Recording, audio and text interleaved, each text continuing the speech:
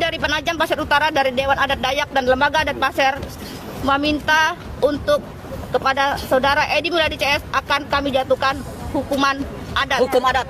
Itu mutlak, tidak bisa diganggu. Harus. Bola pasir.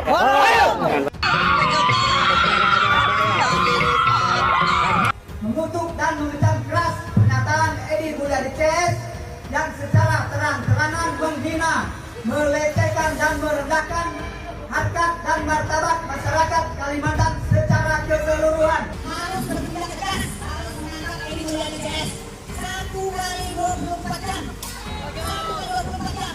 Apabila 1 kali 24 jam berhitung dari sekarang tidak ditindak, maka kita dapat pastikan kita akan aksi yang lebih. Laporan polisi yang diterima di Baris Krim Polri, semua laporan polisi, pengaduan dan pernyataan sikap dari berbagai elemen masyarakat akan dilakukan penyelidikan dan penyidikan oleh Baris Krim Polri. Edi Mulyadi dipolisikan sejumlah kelompok buntut ucapannya berkaitan dengan pernyataan Kalimantan sebagai tempat jin membuang anak. Namun, politikus PKS, Tifatul Sembiring, membela Edi Mulyadi dengan menyebut pernyataan Edi sebatas kiasan yang sering dipakai. Menurut Tifatul, apa yang disampaikan Edi bukan sebuah penghinaan. Dia mengatakan kalimat jin buang anak merupakan istilah yang berarti bahwa lokasi tersebut sangat jauh dan sepi. Nggak ada kalimat menghina, nggak ada, yang menghina yang mana, ujar Tifatul seperti dilansir dari Indonesia.com. Tifatul menjelaskan kalimat tersebut kerap dilontarkan masyarakat Jakarta sehari-hari untuk menunjukkan bahwa lokasi itu sangat jauh dari keramaian dan sepi. Menurutnya, istilah yang dilontarkan Edi juga sudah lekat dengan masyarakat Betawi. Saya lama di Jakarta dan bergaul dengan orang Jakarta dan Betawi. Jadi tempat jin buang anak, saya tanya ke tokoh-tokoh Betawi, apa artinya tempat jin buang anak? Tempat sepi, jauh, seram, itu maknanya tiga itu, bukan tempat jorok, ujarnya. Saya kan tinggal Depok sekarang, dulu di Tanah Abang. Waktu saya pindah ke Depok kata teman-teman, lu mau pindah ke tempat jin buang anak. Jadi tidak ada konotasi penghinaan, terus apa lagi yang dipersoalkan? Beliau juga sudah kita imbau minta maaf dan sudah minta maaf, dia menambahkan. Di sisi lain, Tifatul menilai kasus ini tak perlu lagi diproses di kepolisian.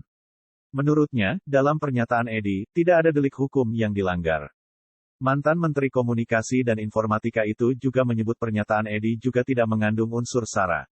Delik hukumnya juga nggak ada, pasal berapa yang dilanggar, SARA juga nggak ada. Memang tempatnya sepi dan keberadaan Monas diterbangilkan ke sana apa menghina itu? Enggak lah, jelasnya. Sementara itu, mengenai status Edi, ia mengakui bahwa yang bersangkutan sempat menjadi caleg dari PKS.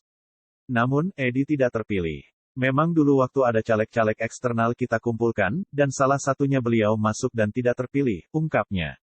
Sebelumnya, Forum Pemuda Lintas Agama Kalimantan Timur melaporkan Edi ke polisi karena pernyataannya diduga menghina Kalimantan.